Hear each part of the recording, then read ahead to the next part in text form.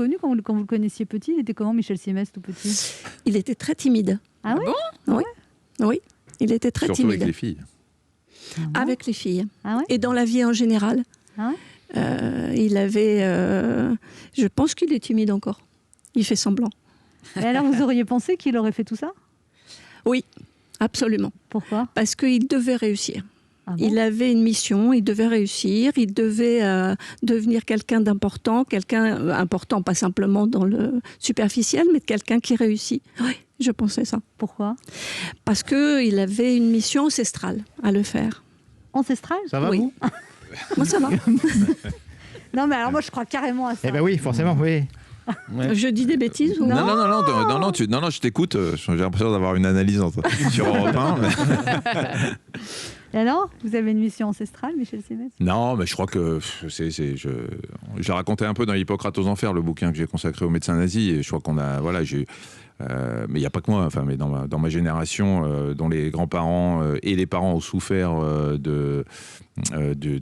cause de la Shoah, on avait probablement... Moi, je crois beaucoup dans la mémoire collective, et que même si j'ai pas vécu, moi, forcément, parce que je suis né dans les années 50, j'ai pas vécu tout ça, je pense que les gènes sont impactés par quelque chose qui fait on a envie de réussir. Moi, je me souviens que mon plus grand bonheur, quand j'ai eu mon bac et quand j'ai réussi ma première année de médecine, il a été de rendre mes parents heureux. Avant moi-même. Moi, j'étais très heureux, bien évidemment, parce que Dieu sait si on bosse pour avoir sa première année de médecine, mais j'étais très heureux pour moi, mais j'étais d'abord heureux pour mes parents. Donc, je pense qu'effectivement, ce que dit Patricia est vrai.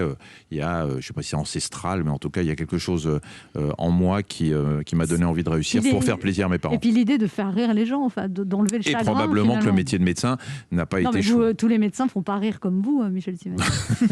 Non, et les humoristes non plus, Anne Romanoff.